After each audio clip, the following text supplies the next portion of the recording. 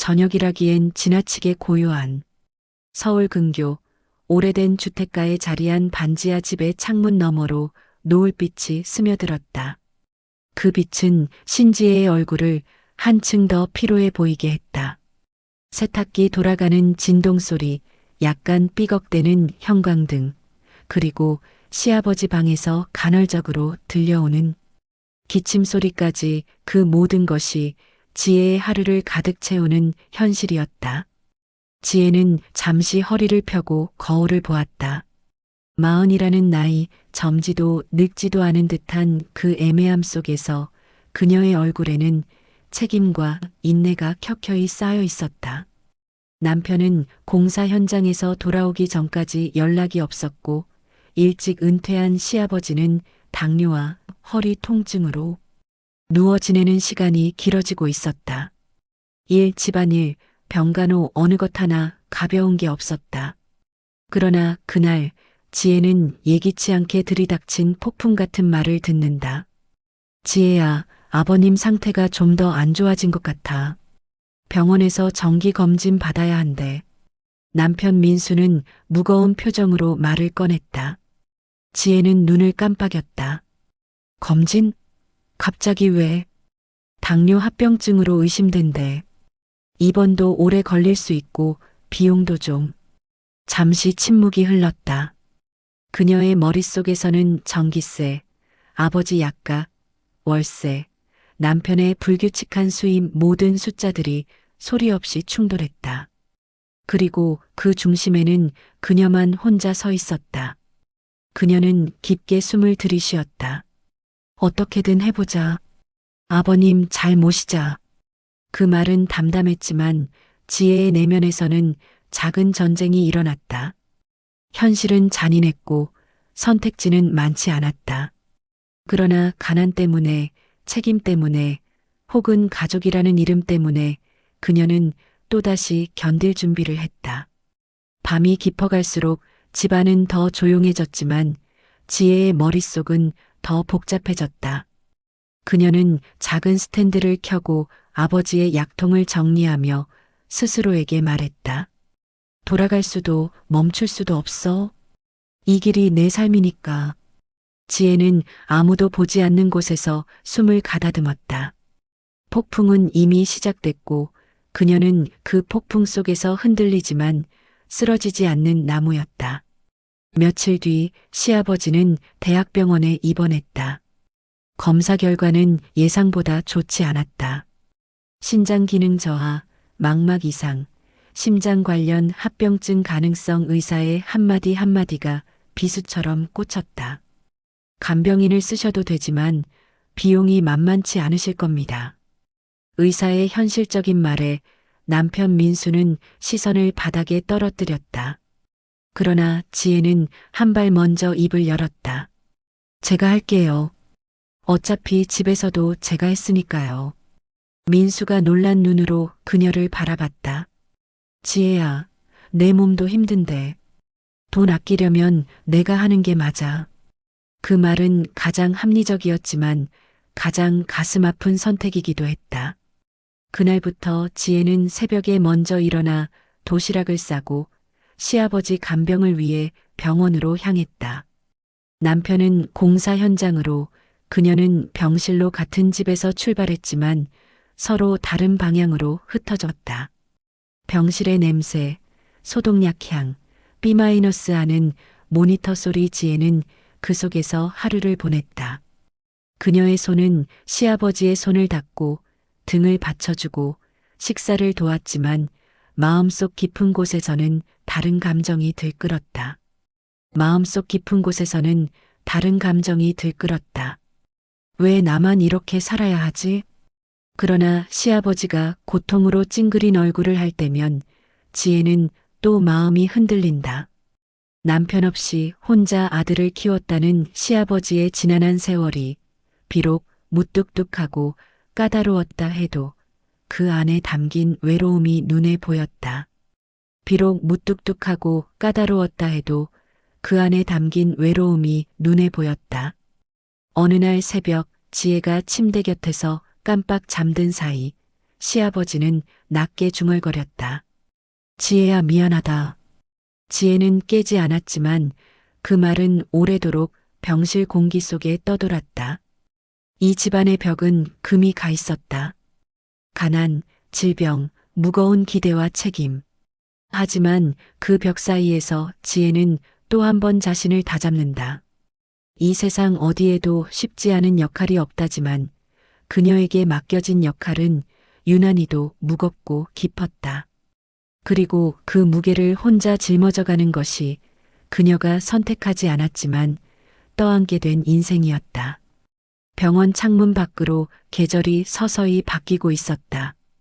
가을의 갈색이 겨울의 창백함으로 물들어가고 다시 초봄의 연두빛이 스멀스멀 퍼질 때까지 지혜의 일상은 크게 달라지지 않았다. 스멀스멀 퍼질 때까지 지혜의 일상은 크게 달라지지 않았다. 그녀의 하루는 오롯이 시아버지 곁에서 시작해 시아버지 곁에서 끝났다. 새벽마다 버스를 타고 병원으로 향하는 길은 한결같았다.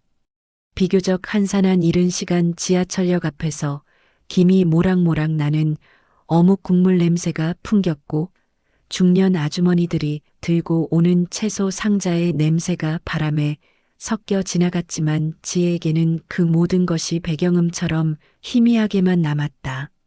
중년 아주머니들이 들고 오는 채소 상자의 냄새가 바람에 섞여 지나갔지만 지혜에게는 그 모든 것이 배경음처럼 희미하게만 남았다.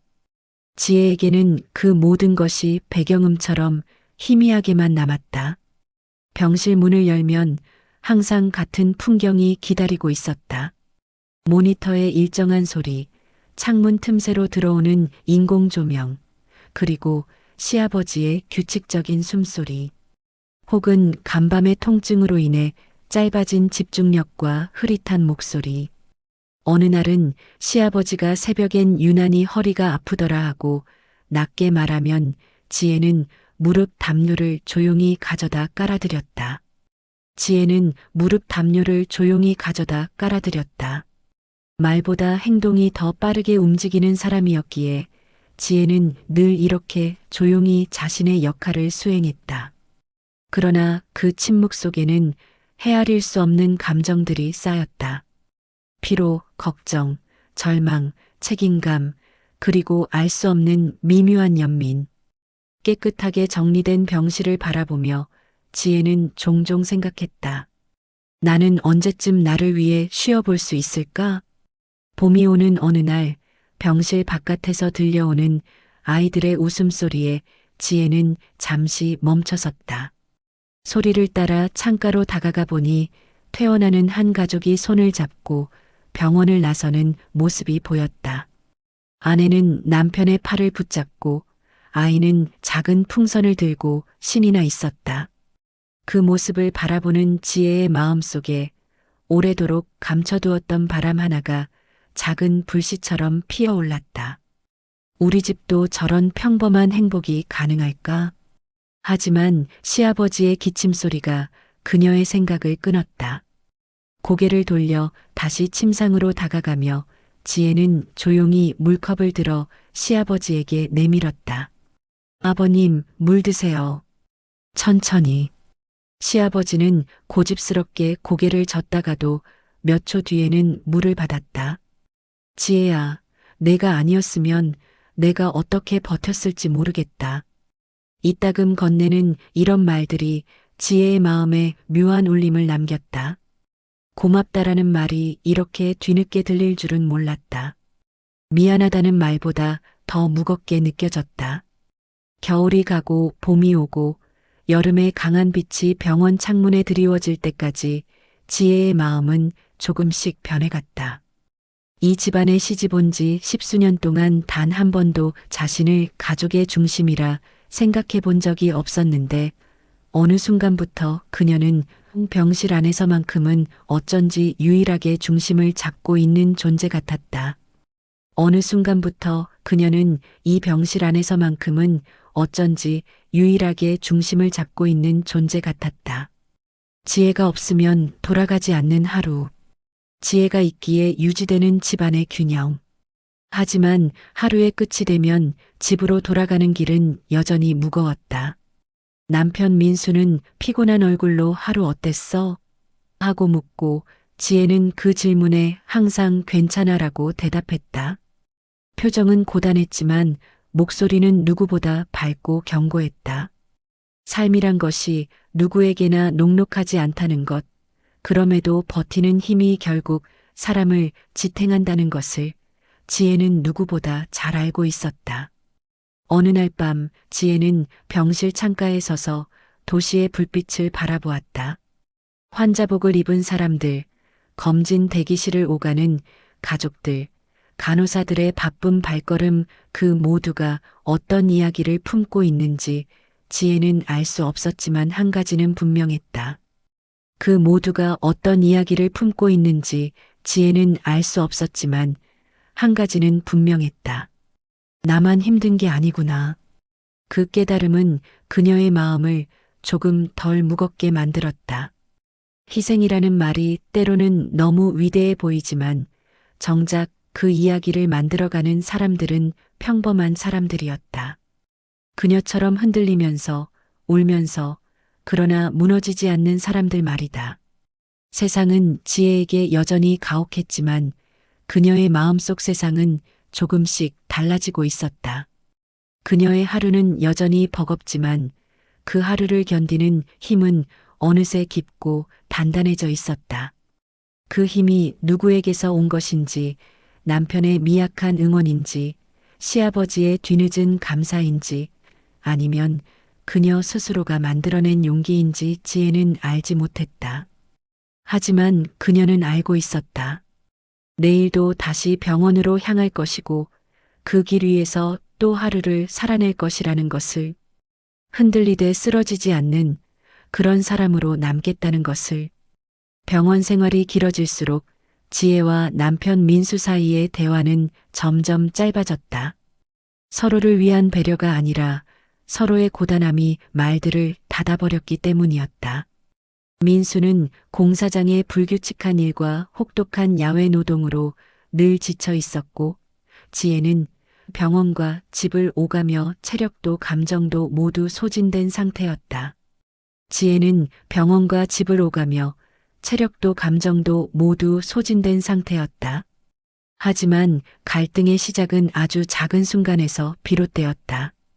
어느 날 저녁 지혜가 집에 들어서자 남편은 식탁에 미처 치우지 못한 빈 맥주캔 몇 개와 함께 앉아 있었다. 표정은 어둡고 피곤함이 잔뜩 배어 있었다. 왔어, 민수가 낮게 말했다. 지혜는 가방을 내려놓으며 대답했다. 응, 아버님은 오늘 좀 편하셨어. 그 말에 민수는 대꾸 없이 캔을 들었다. 지혜는 망설이다 말을 꺼냈다. 병원비 이번 달은 아마 좀 더 나올 것 같아. 검사도 추가됐고. 민수는 손에 들린 캔을 내려놓으며 깊은 한숨을 내쉬었다. 또 대체 얼마나 더 들어가는데? 나도 모르겠어. 근데 필요한 검사라니까. 필요한 검사 그 말만 몇 달째야. 그 말투에 지혜의 가슴이 철렁 내려앉았다. 민수야, 아버님 문제잖아. 나도 힘들어. 민수는 바로 고개를 들었다. 그의 눈에는 지친 감정이 뒤섞여 있었다. 너만 힘든 거 아니야. 나도 힘들다고. 근데 너는 항상 참으라고만 하지. 지혜는 말문이 막혔다. 그게 아니라. 아니긴 뭐가 아니야. 난 가끔 너한테 미안한 줄 알면서도 또 짜증이 나. 왜 우리가 이렇게까지 살아야 하는지. 그 순간 지혜의 가슴은 쿵 하고 내려앉았다. 남편이 무심코 내뱉은 말이었지만 그 속에는 오래된 상처가 숨어 있었다. 왜 우리가 이렇게 살아야 하는지. 그 말은 누군가를 향한 비난이기도 하고 스스로의 무력함을 고백하는 말이기도 했다. 지혜는 손을 꼭 쥐었다. 민수야, 나도 알아. 우리 둘 다 버티고 있는 거. 근데 누구 하나 무너지면 정말 끝이야. 그녀의 목소리는 떨렸지만 단단했다. 민수는 아무 대답도 하지 않았다. 긴 침묵. 결국 그날 밤 둘은 같은 방에서 자면서도 서로 등만 보인 채 아무 말도 하지 않았다. 그 침묵은 며칠 동안 지속되었다. 그리고 그 사이 지혜는 더욱 혼자였고 민수는 더욱 멀어졌다. 평행선처럼 나아가는 부부의 삶은 서로에게 닿을 듯 닿지 않았고 그 사이에서 지혜는 더욱 고독을 느꼈다. 그 사이에서 지혜는 더욱 고독을 느꼈다. 하지만 어느 날 지혜가 병실에서 간호를 하던 중 문 밖에서 익숙한 목소리가 들려왔다. 아버지 오늘 좀 괜찮으세요? 민수였다. 그는 공사장 작업복 그대로 먼지가 묻은 손을 어색하게 주머니에 찔러 넣은 채 서 있었다. 지혜는 순간 울컥했다. 민수는 아버지를 보고 싶어도 매번 피곤함에 지쳐오지 못했던 사람이었다. 그런데 그가 왔다. 시아버지는 희미하게 웃으며 말했다. 왔다 민수야. 너도 힘들 텐데. 민수는 고개를 숙였다. 아버지 제가 더 자주 올게요. 지혜한테만 맡기면 안 되겠죠. 그 말은 짧았지만 깊었다. 지혜는 아무 말도 하지 않았지만 마음속 어딘가에서 굳게 닫힌 문이 조금 열리는 것만 같았다. 그러나 부부의 거리는 여전히 가까워지지 않았다. 민수가 병원에 찾아온 것은 시작일 뿐이었다. 집에서는 여전히 서먹했고 감정의 균열은 말 한마디로 회복되기 어려웠다. 서로가 서로를 이해하려 노력하고 있지만 그 과정은 느리고 복잡했다. 지혜는 어느 날 마음속으로 이렇게 생각했다. 부부라는 관계는 사랑만으로 유지되지 않는구나. 서로의 고단함까지 껴안아야 건너갈 수 있는 다리가 있구나. 그녀의 하루는 여전히 이어지고 있었다. 희망과 절망이 엇갈리는 나날 속에서 지혜는 조금씩, 아주 조금씩 강해지고 있었다. 어느 날 아침 지혜는 평소처럼 시아버지 병실로 향했다. 하지만 이상했다. 복도 끝에 들어서기 전부터 지혜는 알 수 없는 불안감에 발걸음이 점점 빨라졌다. 간병 시작 시간보다 조금 일찍 도착했을 뿐인데 병실 앞에는 간호사 둘이 분주하게 움직이고 있었다. 저기 무슨 일이죠? 지혜가 숨을 고르며 묻자 간호사 중 한 명이 놀란 눈으로 그녀를 보았다. 보호자분 오셨어요? 아버님이 새벽에 혈압이 갑자기 떨어지셔서 지금 집중 치료받고 계세요. 그 말은 지혜의 가슴 한가운데로 돌덩이처럼 떨어졌다. 순간 다리가 휘청했다. 괜찮아지신 거죠? 간호사는 신중한 표정으로 고개를 끄덕였다. 응급 상황은 지났지만 경과를 더 지켜봐야 해요. 지혜의 손끝이 차갑게 식었다. 그동안 지켜왔던 일상, 버티고 버텨온 마음, 감정의 둑이 한순간에 와르르 무너지는 듯했다. 그녀는 병실 창문 앞에 서서 떨리는 손으로 가슴을 짚었다. 그녀는 자신조차 알지 못한 공포를 느꼈다. 혹시 이대로 떠나버리면? 그 순간 지난 몇 년간 시아버지에게 받은 서운함과 원망, 힘겨웠던 날들의 무게가 모두 뒤로 밀려나고 단 하나의 감정만 떠올랐다. 무게가 모두 뒤로 밀려나고 단 하나의 감정만 떠올랐다. 지켜야 한다. 가족이니까. 잠시 후 시아버지는 천천히 의식을 회복했다. 희미한 눈망울로 지혜를 바라보며 먼저 중얼거렸다. 지혜야 미안하다.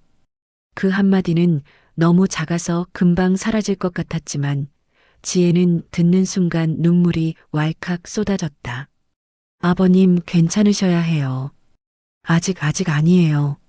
시니어 환자들이 겪는 고비는 예측하기 어렵고 때로는 잔인하다. 지혜는 그 사실을 이미 알고 있었지만 이번 경험은 그녀의 마음을 완전히 다른 방향으로 뒤흔들었다. 그날 이후 지혜의 간병은 단순한 책임이 아니라 지켜야 하는 사람에 대한 마음이었다.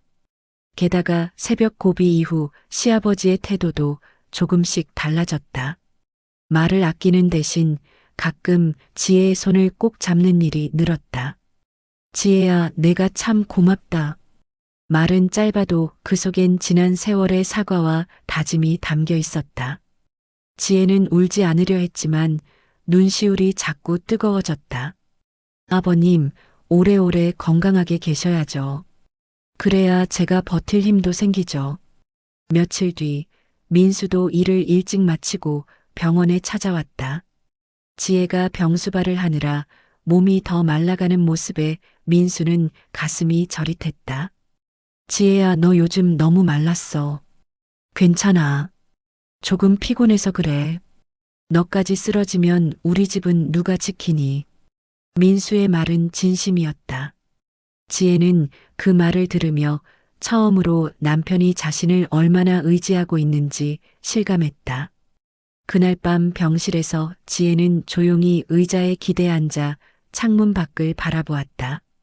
도시의 불빛은 여전히 바쁘게 움직였고 그녀는 그 속에서 작은 삶 하나가 얼마나 위태롭고 소중한지를 느꼈다. 자신의 몸이 무너져가는 순간에도 마음만은 무너지지 않았던 이유는 결국 지켜야 하는 사람들이 있기 때문이었다. 그날 지혜는 다짐했다. 힘들어도 나는 끝까지 버틴다. 이 가족이 다 무너져도 나는 다시 세울 수 있어. 그녀 스스로에게 하는 약속이었다. 삶은 여전히 고단할 테지만 그 고단함을 견디는 마음은 어느 날 갑자기 자라나는 것이 아니었다. 지혜는 그 마음을 하루하루 쌓아가고 있었다. 시아버지의 고비 이후 가족은 조금씩 달라지기 시작했다. 극적인 변화는 아니었지만 아주 조용하고 느린 변화였다. 마치 겨울 땅 속에서 새싹이 조금씩 올라오는 것처럼 눈에 확 띄지 않아도 분명히 자라고 있는 변화였다. 민수는 마음이 약해진 아버지를 보며 어느 날 문득 깨달았다. 지혜가 얼마나 많은 걸 감당해 왔는지 그제야 보이기 시작한 것이다. 그래서 민수는 퇴근 후 잠깐이라도 병원에 들러 아버지 손을 잡았다. 힘든 표정으로 의자에 앉아 있는 지혜에게 오늘은 내가 아버지 곁에 있을게. 너는 좀 쉬고 와. 라고 말했다. 처음엔 어색했다. 지혜는 미간을 찌푸리며 대답했다. 됐어. 민수야, 너도 힘들잖아. 나도 하지만 너만큼은 아니야. 그 말이 지혜의 마음을 울렸다. 그녀는 조금 망설이다가 아주 조심스럽게 말했다. 그럼 잠깐 바람만 쐬고 올게. 지혜가 병실 밖으로 걸어 나오는 동안 민수는 오랜만에 아버지와 조용히 이야기를 나눴다. 아버지는 낮게 말했다. 민수야, 지혜가 아니었으면 난 벌써. 민수는 고개를 떨구었다. 아버지, 그 말 이제야 하세요. 아버지는 천천히 웃으며 말했다. 늦었다는 걸 알아. 하지만 꼭 전하고 싶었다. 민수는 그 말을 마음 깊숙이 간직했다. 그날 병원 옥상에서 바람을 맞던 지혜는 오랜만에 스스로 숨을 고르는 시간을 가졌다. 창밖 풍경을 바라보며 머리맡에 남아있는 피로를 털어냈다. 도시는 소란스러웠지만 그녀의 마음은 오랜만에 조금 고요했다. 나 이렇게라도 쉬어도 되는 거구나. 그러나 지혜는 충분히 쉬지 못했다. 그녀의 생활은 여전히 병원 집장 보기 집안일 시어머니, 산소 챙기기 등 끝없이 이어졌다. 하지만 그녀는 익숙한 숨고르기 속에서 조금씩 자신을 되찾아갔다. 어느 날 저녁 집으로 돌아온 지혜에게 민수가 조심스럽게 말했다. 지혜야, 우리 서로 좀 더 솔직하게 이야기하면 안 될까? 지혜는 예상하지 못했던 말에 고개를 들었다. 갑자기 왜? 우리 둘 요즘 자꾸 어긋나는 것 같아서. 내가 얼마나 힘든지 말 안 해도 알지만 그래도 너 입으로 직접 들으면 더 잘 견딜 수 있을 것 같아. 그 말은 지혜의 무장한 마음을 살짝 풀어냈다. 지혜는 천천히 입을 열었다. 내가 힘들다는 말하면 너도 더 힘들어질까봐. 그래서 계속 참았어. 난 내가 참는 게 더 아파. 둘 사이에 오랫동안 흐르던 긴 침묵이 처음으로 부드럽게 풀렸다. 며칠 후 시아버지는 회복세를 보이기 시작했다. 의사는 아직 안심하긴 이르지만 경과가 안정적입니다. 라고 말했다. 지혜는 그 말을 들으며 오래된 숨을 조금씩 내쉬었다. 그날 지혜는 시아버지의 등을 가볍게 두드리며 말했다. 아버님, 이제 집에 가는 날도 조금씩 다가오고 있나 봐요. 시아버지는 지혜의 손을 붙잡고 천천히 말했다. 지혜야, 너한테 빚만 늘어나는구나. 무슨 말이에요? 가족이니까요. 지혜는 시아버지를 위해 노력했지만 사실 그 과정에서 그녀 자신도 조금씩 치유되고 있었다. 말하지는 않았지만 그녀도 상처가 많았다. 외롭게 버텨온 날들, 누구에게도 내색하지 못했던 한숨들. 그런데 누군가가 그녀의 마음을 들여다보아 주기 시작하자 비로소 그녀도 스스로를 이해할 수 있게 됐다. 민수 또한 변했다. 예전처럼 말없이 사라지는 것이 아니라 지혜의 손을 잡고 말했다. 우리 조금씩 같이 가자. 너 혼자 뛰어가게 하지 않을게. 그 말에 지혜는 오래도록 대답하지 못했다. 하지만 마음속 깊은 곳에서 조금 따뜻한 것이 차오르는 것을 느꼈다. 그녀는 아주 작게 그러나 확실하게 고개를 끄덕였다. 삶은 여전히 고단했다. 그리고 앞으로도 많은 고비가 있을 것이다. 그러나 서로를 이해하려는 마음이 생긴다면 그 고비를 넘어가는 속도는 조금 더 부드러워질 것이라는 사실을 지혜는 느끼기 시작했다. 초여름의 기운이 병원 복도에 스며들던 어느 날 담당 의사는 조심스레 말했다. 이제 퇴원 준비를 하셔도 될 것 같습니다. 물론 집에서도 꾸준히 관리가 필요하지만요. 그 말은 마치 축하의 종소리처럼 들렸지만 지혜의 마음 한구석엔 여전히 조심스러운 떨림이 남아 있었다.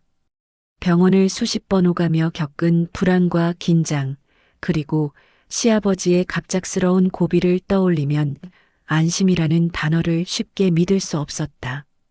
갑작스러운 고비를 떠올리면 안심이라는 단어를 쉽게 믿을 수 없었다. 하지만 시아버지는 말했다. 지혜야, 드디어 집에 가는구나. 내가 참 많이 고생했다. 그 작은 문장 하나가 지혜의 마음을 울컥하게 만들었다. 그동안 듣고 싶던 말, 그동안 필요했던 인정, 그동안 기다렸던 진심.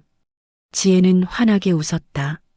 아버님, 집에 가서 더 건강해지셔야 해요. 퇴원하는 날, 민수는 일찍 현장을 마치고 병원으로 왔다. 두 손 가득한 비닐봉지들, 과일, 내복, 아버지가 좋아하는 작은 라디오. 평소 말수가 적던 민수에게선 낯설 만큼 따뜻한 기운이 느껴졌다. 아버지, 집에 가서 자주 햇빛도 보고요.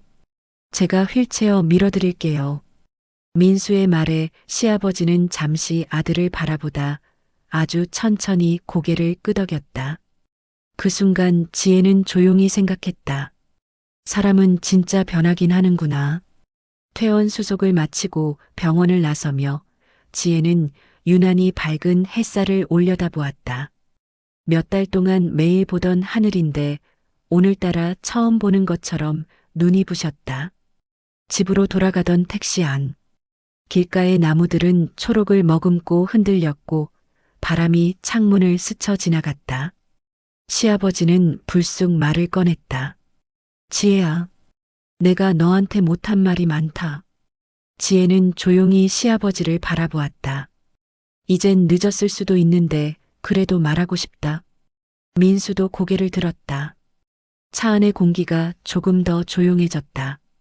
너 같은 며느리가 어디 있다고. 내가 젊었을 때 더 부드러웠다면 너를 덜 힘들게 했을 텐데. 지혜는 순간 눈시울이 붉어졌다. 그녀가 그동안 얼마나 듣고 싶었던 말인지 아무도 몰랐다. 아버님, 그런 말씀하지 마세요. 아니다. 내가 얼마나 고마운지 살아있는 동안은 꼭 말해야지. 민수는 아버지와 지혜를 번갈아 보며 작게 웃었다. 그 웃음 속에는 지난 몇 달 동안 그가 얼마나 변했는지가 담겨 있었다. 택시는 반지하 집 앞에 멈췄고 지혜는 시아버지를 팔짱 끼어 부축해 천천히 집 안으로 들어갔다. 반지하의 창문으로 햇빛이 낮게 스며들었고 그 빛이 세 사람의 얼굴에 따뜻하게 닿았다. 오랜만에 들리는 집 냄새. 작지만 익숙한 공간. 아무래도 집이 좋구나. 시아버지의 말에 지혜는 문득 마음이 뜨거워졌다. 그날 밤 지혜는 조용히 방 한편에서 침구를 정리하고 있었다. 거실에서 들려오는 아버지의 장기침, 민수가 물을 떠다주는 소리. 그 모든 게 너무나 소중했다. 이제 가족은 천천히 다시 시작하려 하고 있었다. 그 시작은 완벽하지 않지만 누구보다 진심이었다. 며칠 뒤 비가 잔잔하게 내리던 오후였다. 창밖에 빗방울이 반지하 창문을 두드리고 집안은 포근한 조용함으로 가득했다. 지혜는 부엌에서 미음을 끓이며 시아버지를 위해 천천히 간을 맞췄다. 그녀의 손놀림에는 지난 시간 동안 쌓인 익숙함과 연민과 애정이 모두 담겨 있었다. 지혜야. 뒤에서 들려오는 낮은 목소리. 시아버지였다. 지혜는 서둘러 따뜻한 미음을 들고 거실로 다가갔다. 시아버지는 모로 누운 채 창문을 바라보고 있었다. 비 오는 날 너희 어머니랑 자주 산책 다녔지. 그 말에는 오랜 세월을 버텨온 사람의 그리움이 묻어 있었다. 지혜는 조용히 시아버지 옆에 앉았다. 민수도 퇴근길에 들어와 조용히 그 곁에 섰다. 시아버지는 두 사람을 차례로 바라보았다. 그 눈빛은 더 이상 까다롭지도 날카롭지도 않았다. 부드럽고 따뜻했다. 민수야, 내 엄마 떠난 뒤에도 나는 늘 겁이 났다. 혼자 늙어가는 게 무서워서 너한테도 며느리한테도 괜히 엄하게 굴고. 민수의 눈가도 붉어졌다. 아버지, 그때는 우리도 어려웠잖아요. 시아버지는 천천히 고개를 흔들었다. 그래도 지혜한테는 특히 미안하다. 그 말에 지혜는 가만히 손을 내밀어 시아버지의 손등을 덮었다. 그 손은 여전히 차갑지만 전보다 훨씬 덜 떨리고 있었다. 시아버지는 지혜의 손을 바라보며 힘겹게 미소 지었다. 고맙다. 정말 고맙다. 너 같은 며느리는 다시는 못 만난다. 지혜는 끝내 눈물을 참지 못했다. 조용히 흐르는 눈물을 닦지도 못한 채 떨리는 목소리로 말했다. 아버님, 제가 잘해서가 아니라 우리가 가족이니까요. 가족은 끝까지 버티는 거니까요. 그 순간 민수는 조용히 아내의 어깨를 감싸 올렸다. 평소라면 어색해했을 행동이지만 오늘은 아니었다. 비는 여전히 창문을 두드리고 집안은 아주 잔잔한 숨결처럼 고요했다. 시아버지는 마지막으로 눈을 감고 잠시 숨을 고르더니 말했다. 너희 둘이 서로 아껴라. 그래야 내 걱정도 끝나지. 그 말은 오래도록 집안 공기 속을 떠다녔다. 그날 밤 비가 그치고 난 뒤 지혜는 창문을 열어 남은 습기를 들이마셨다. 민수가 다가와 조심스럽게 말했다. 지혜야, 우리 아버지 말씀대로 이제 정말 같이 가자. 너 혼자 두지 않을게. 지혜는 조금 울컥한 눈으로 남편을 바라봤다. 멀리서 자동차 소리가 지나가고 반지하 창문으로 도심의 불빛이 들어왔다. 지혜는 고개를 끄덕였다. 그래, 이제는 같이 버티자. 우리 세 식구가. 민수는 지혜를 가볍게 안았다. 집안 어딘가에서 시아버지의 잔잔한 코 고는 소리가 들렸다. 평범하지만 너무나 소중한 밤이었다. 그날 지혜는 비로소 깨달았다. 삶은 언제나 힘들고 버티는 날이 더 많겠지만 서로 손을 잡아주는 작은 순간 하나가 무너져가던 마음을 다시 일으켜 세운다는 것을. 그리고 그날 그들의 가족은 아주 작지만 확실한 기적을 함께 맞이했다.